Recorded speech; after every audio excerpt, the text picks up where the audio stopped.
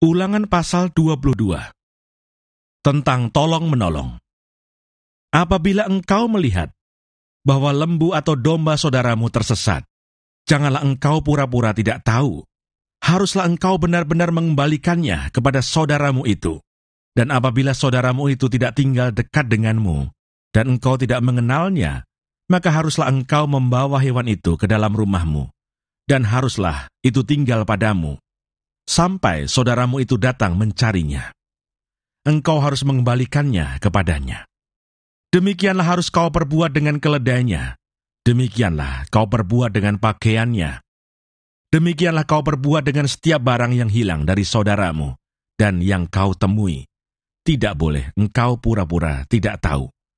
Apabila engkau melihat keledai saudaramu atau lembunya rebah di jalan, janganlah engkau pura-pura tidak tahu. Engkau harus benar-benar menolong membangunkannya bersama-sama dengan saudaramu itu. Berbagai-bagai peraturan.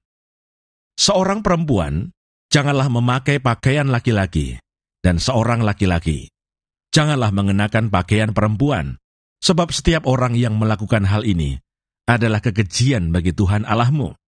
Apabila engkau menemui di jalan sarang burung di salah satu pohon atau di tanah dengan anak-anak burung atau telur-telur di dalamnya, dan induknya sedang duduk mendekap anak-anak atau telur-telur itu, maka janganlah engkau mengambil induk itu bersama-sama dengan anak-anaknya. Setidak-tidaknya, induk itu haruslah kau lepaskan, tetapi anak-anaknya boleh kau ambil. Maksudnya supaya baik keadaanmu dan lanjut umurmu. Apabila engkau mendirikan rumah yang baru, maka haruslah engkau memagari sotoh rumahmu, supaya jangan kau datangkan hutang darah kepada rumahmu itu, apabila ada seorang jatuh dari atasnya. Janganlah kau taburi kebun anggurmu dengan dua jenis benih, supaya seluruh hasil benih yang kau taburkan dan hasil kebun anggurmu jangan menjadi milik tempat kudus. Janganlah engkau membajak dengan lembu dan keledai bersama-sama. Janganlah engkau memakai pakaian yang dua jenis bahannya, yakni bulu domba dan lenan bersama-sama. Haruslah engkau membuat tali yang terpilin pada keempat punca kain penutup tubuhmu. Hukum perkawinan. Apabila seseorang mengambil istri dan setelah menghampiri perempuan itu menjadi benci kepadanya, menuduhkan kepadanya perbuatan yang kurang senonoh, dan membusukkan namanya dengan berkata, "Perempuan ini kuambil menjadi istriku, tetapi ketika ia kuhampiri, tidak ada kudapati padanya tanda-tanda keperawanan." Maka haruslah ayah dan ibu gadis itu memperlihatkan tanda-tanda keperawanan gadis itu kepada para tua-tua kota di pintu gerbang. Dan ayah si gadis haruslah berkata kepada para tua-tua itu, "Aku telah memberikan anakku kepada laki-laki ini menjadi istrinya." Lalu ia menjadi benci kepadanya. Dan ketahuilah, ia menuduhkan perbuatan yang kurang senonoh dengan berkata, "Tidak ada kudapati tanda-tanda keperawanan pada anakmu." Tetapi inilah tanda-tanda keperawanan anakku itu. Lalu haruslah mereka membentangkan kain itu di depan para tua-tua kota.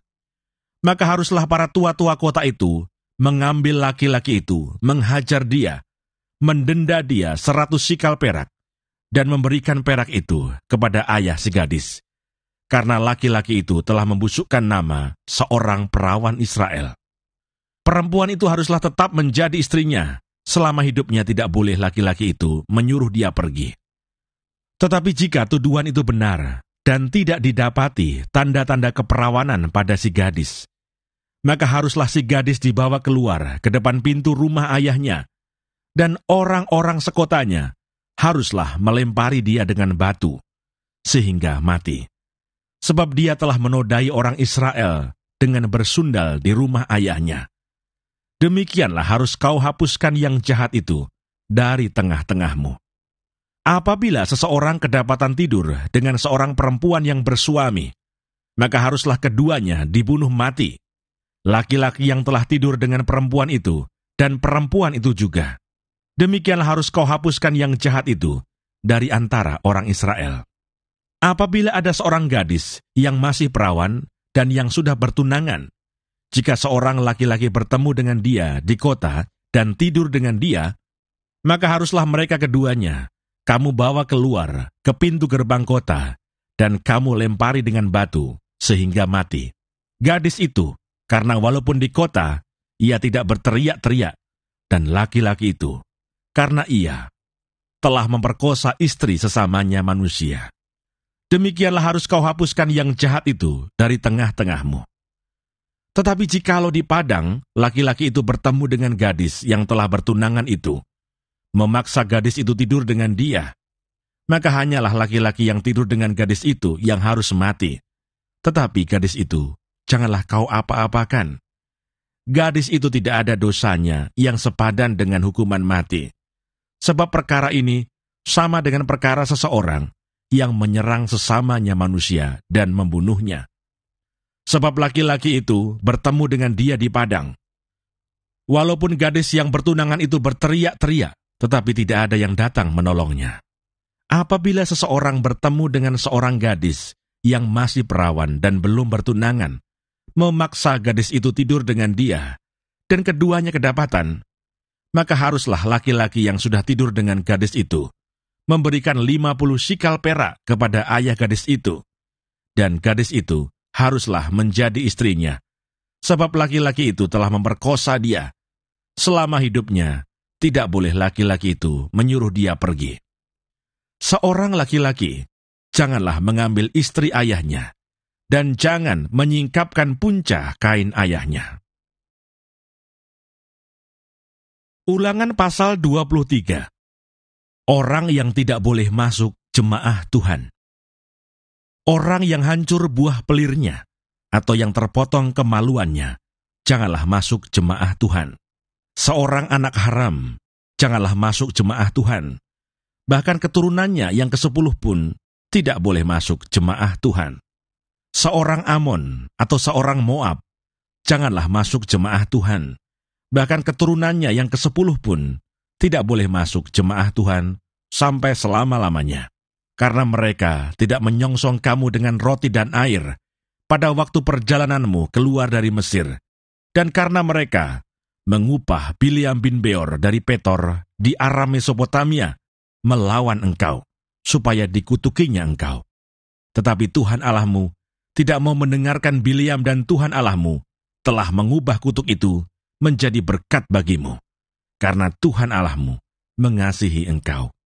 Selama engkau hidup, janganlah engkau mengikhtiarkan kesejahteraan dan kebahagiaan mereka sampai selama-lamanya.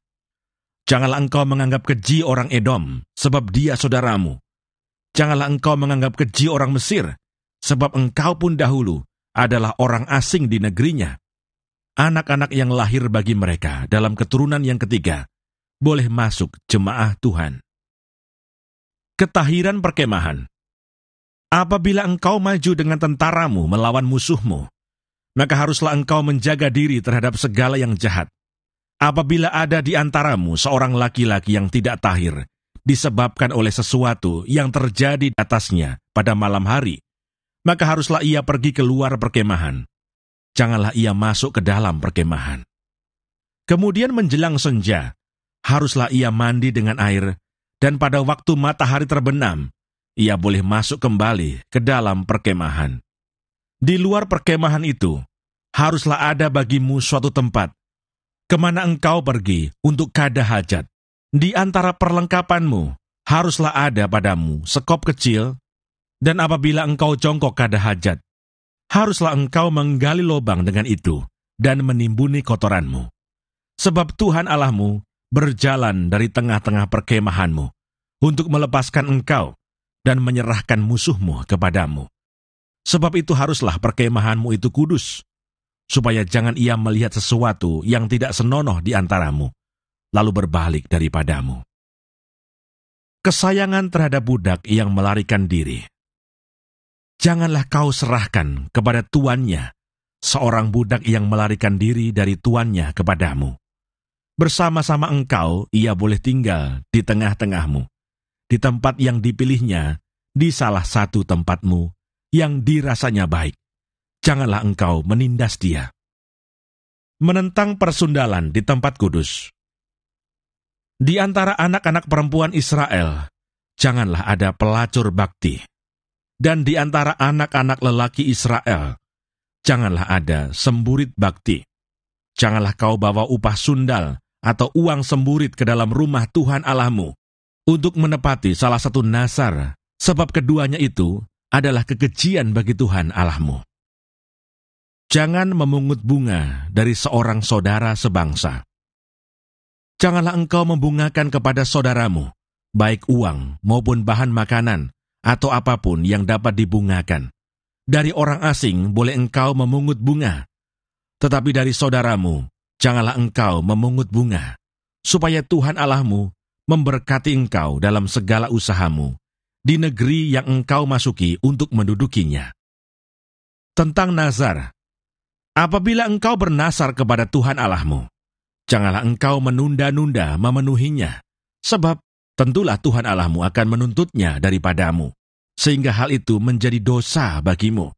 Tetapi apabila engkau tidak bernazar, maka hal itu bukan menjadi dosa bagimu. Apa yang keluar dari bibirmu, haruslah kau lakukan dengan setia. Sebab dengan sukarela kau nazarkan kepada Tuhan Allahmu sesuatu yang kau katakan dengan mulutmu sendiri. Dari hasil memetik anggur dan bulir gandum di tanah orang lain. Apabila engkau melalui kebun anggur sesamamu, engkau boleh makan buah anggur sepuas-puas hatimu, tetapi tidak boleh kau masukkan ke dalam bungkusanmu. Apabila engkau melalui ladang gandum sesamamu yang belum dituai, engkau boleh memetik bulir-bulirnya dengan tanganmu, tetapi sabit tidak boleh kau ayunkan kepada gandum sesamamu itu. Ulangan pasal 24 tentang perceraian. Apabila seseorang mengambil seorang perempuan dan menjadi suaminya, dan jika kemudian ia tidak menyukai lagi perempuan itu, sebab didapatinya yang tidak senonoh padanya, lalu ia menulis surat cerai dan menyerahkannya ke tangan perempuan itu. Sesudah itu menyuruh dia pergi dari rumahnya. Dan jika perempuan itu keluar dari rumahnya dan pergi dari sana, lalu menjadi istri orang lain, dan jika laki-laki yang kemudian ini tidak cinta lagi kepadanya, lalu menulis surat cerai dan menyerahkannya ke tangan perempuan itu, serta menyuruh dia pergi dari rumahnya, atau jika laki-laki yang kemudian mengambil dia menjadi istrinya itu mati, maka suaminya yang pertama, yang telah menyuruh dia pergi itu, tidak boleh mengambil dia kembali menjadi istrinya, setelah perempuan itu dicemari. Sebab hal itu adalah kekejian di hadapan Tuhan. Janganlah engkau mendatangkan dosa atas negeri yang diberikan Tuhan Allahmu kepadamu menjadi milik pusakamu. Apabila baru saja seseorang mengambil istri, janganlah ia keluar bersama-sama dengan tentara maju berperang atau dibebankan sesuatu pekerjaan.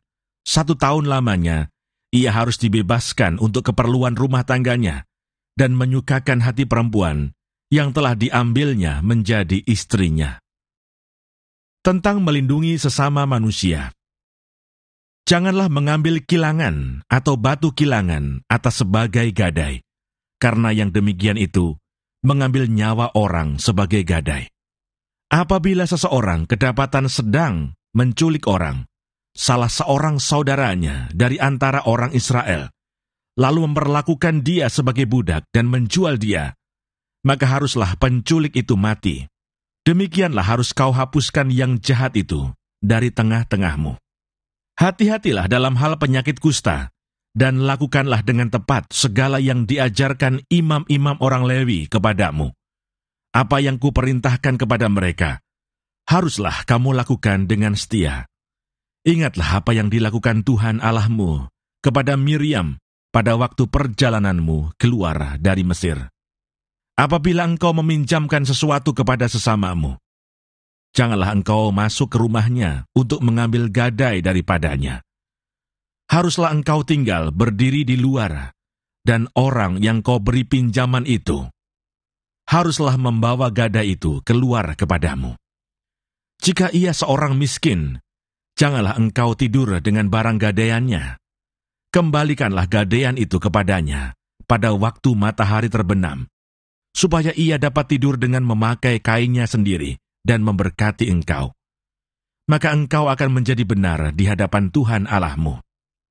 Janganlah engkau memeras pekerja harian yang miskin dan menderita, baik ia saudaramu maupun seorang asing yang ada di negerimu, di dalam tempatmu. Pada hari itu juga, haruslah engkau membayar upahnya sebelum matahari terbenam. Ia mengharapkannya karena ia orang miskin, supaya ia jangan berseru kepada Tuhan mengenai engkau, dan hal itu menjadi dosa bagimu. Janganlah ayah dihukum mati karena anaknya. Janganlah juga anak dihukum mati karena ayahnya. Setiap orang harus dihukum mati karena dosanya sendiri. Janganlah engkau memperkosa hak orang asing dan anak yatim. Juga janganlah engkau mengambil pakaian seorang janda menjadi gadai. Haruslah kau ingat bahwa engkau pun dahulu budak di Mesir, dan engkau ditebus Tuhan Allahmu dari sana.